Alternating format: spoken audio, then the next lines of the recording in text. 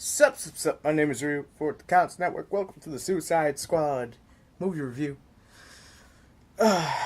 There's a lot I have to say, but first, I think the most important thing, and why you probably clicked on the video, critics are fucking morons. How do you call this movie bad? Sure, this movie's not completely perfect, don't get me wrong. I'm probably the biggest critic when it comes to DC stuff, but it's nowhere near as bad as they're making it out to be, and it sure as hell does not deserve the hate like Batman vs. Superman did. Batman vs. Superman suffered from pacing issues, from too many scenes being too long, and just overall direction. Suicide Squad's an upbeat, funny, we're all villains version of Guardians of the Galaxy with some flaws. So if you can get behind that, you're going to enjoy the movie quite a bit. But I guess critics must be really old people who sit in the movie theater going, this does not look completely perfect. So let's talk about the negative. Let's completely talk about the negative side of things. Now, what am I supposed to say when it comes to negativity and it comes to Suicide Squad? Probably the music. The pacing of the music fell a little out of place. Keyword, a little. Because it's supposed to have this moment of, this is this character, and this is their kind of music beat behind them. Like, one minute you get Eminem, the next you get Queen or something along those lines. And it's just a little jarring to get that. The only other thing I could really complain about is that the movie's villain is kind of flat. But to be fair, the overall movie, the overall product is amazing. I'm not going to lie to you. I went wanting to go to a 10 o'clock showing to pay a little bit less because I had my doubts after reading the reviews. And I got stuck on the 10:30 showing because tickets were selling out. I was feeling sick and didn't make it there in time. So we went to me and the wife went to the 3D showing. 3D showing was fantastic. Everyone enjoyed the movie. Jam-packed house. No one went home disappointed. So let's talk about my favorite parts of this movie.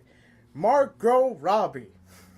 She is everything I love about Harley Quinn and all the things I would fear if Harley Quinn was to come to life. Such an amazing performance done by such an amazing actress. Jared Leto, the man that I said after Heath Ledger there is no other person on the earth that could do a Joker. And now, key words I'm saying here, could do a Joker. Not the exact Joker that Heath was. Heath is going to be known as the movie Joker for all of time. No one will, I want to say no one will ever top his performance because that degree of psychoness is just a whole different level. But if you go into this movie expecting a new Joker, you're not going to get tons of Joker, but you get just enough to want you having more.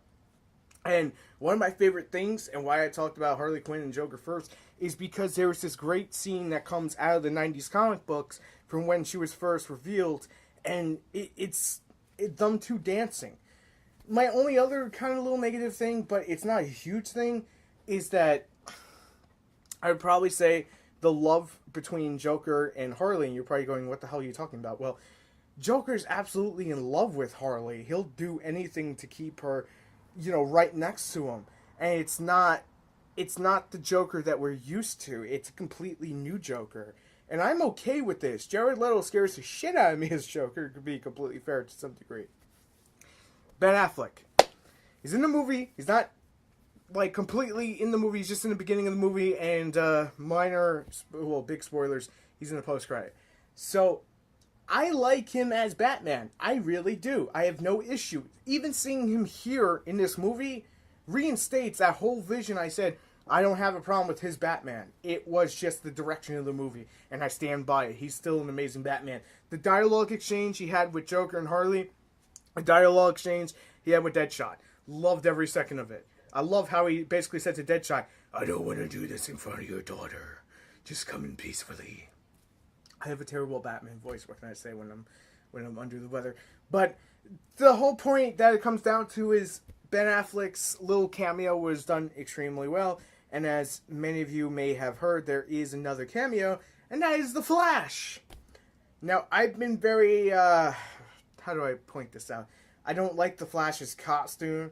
It still, to me, even on the big screen in 3D, seeing it how we will probably see it presented in Justice League, it doesn't look right to me. It looks off. I'm so used to a certain set way that this armored-y kind of Injustice Flash just doesn't do it for me. But I'm warming up to the idea of it. I'll be honest, I am. Now let's talk about the big one that everyone wants me to probably talk about is Deadshot. Deadshot, Will Smith, my God.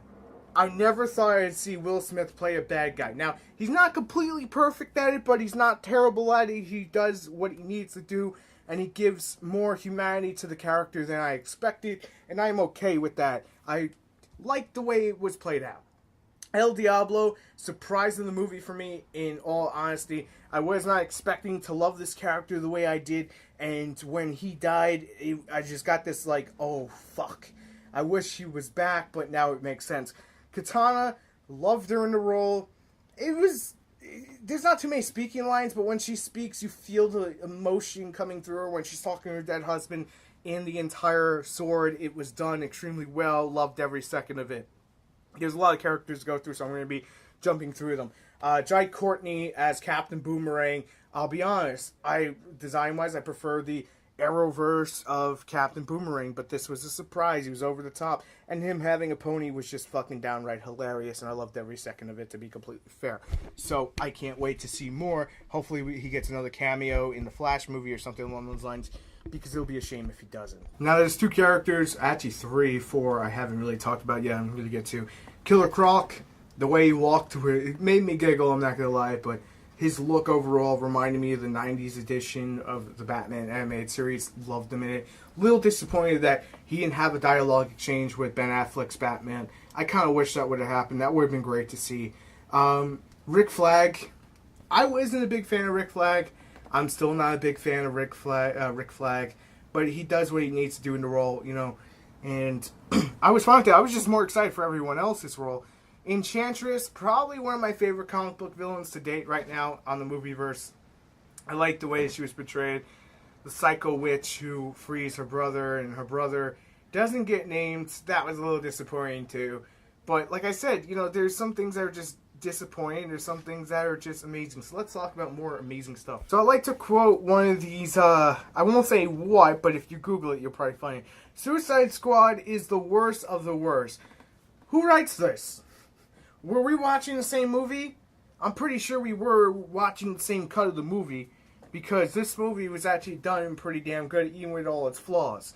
Now, to be fair, let's talk about some of those flaws. The villain fell flat. I said this in the beginning. And there were certain moments I was like, you know, the music's a little bit too loud and whatnot. And marketing kind of made it look like we got more Joker than we did. But overall, it was great. And I have to say, when Joker basically baptizes Harley in the acid, I lost my fucking mind. I really did. It never happened in the comics, but it was great to see it here. Getting those flashbacks when she was Dr. Quinzel, great as hell. Margot Robbie, kudos to you for learning a Brooklyn accent. I live in New York, and when you gotta use that Brooklyn accent, you know what I mean? You get that accent like this, and you talk like, you know, you big shit. Everyone sounds this way, but sometimes it comes out the wrong way when I say it, because I got the Italian in me. But I love the Brooklyn accent. It made me say, hey, she's from New York. You know, that's kind of how it felt to me. Maybe that's not what it's supposed to be, but to me, when I listen to Tara Strong, who to me is the most iconic voice for Harley, it gave that same kind of vibes I got from Margot Robbie. So definitely kudos to her. Will Smith owning that role. I gotta say, overall, Amanda Waller, what a cunt.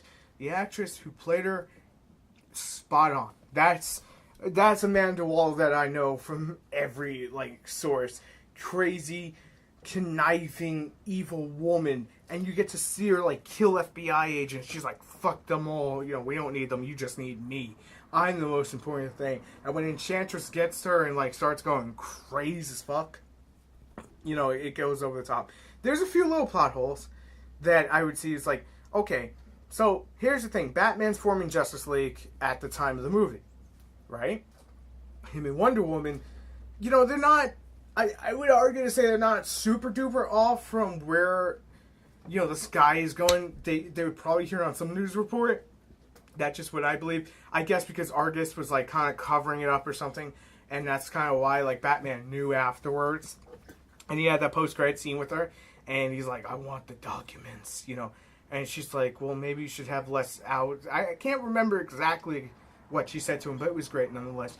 You should go see this movie if you have any interest in it. Do not go in expecting, like, the greatest movie of all time. This is far from it. Dare I say, this is DC's answer to Guardians of the Galaxy, but it needs a little ironing out, because I think Marvel just has been at it for so long that they know exactly what they're doing. They know their version, where DC is still kind of finding itself. And David Ayer's take on Suicide Squad is definitely one I can't wait to watch again, because I enjoyed the hell out of it, and I still have to go back and watch for Easter eggs.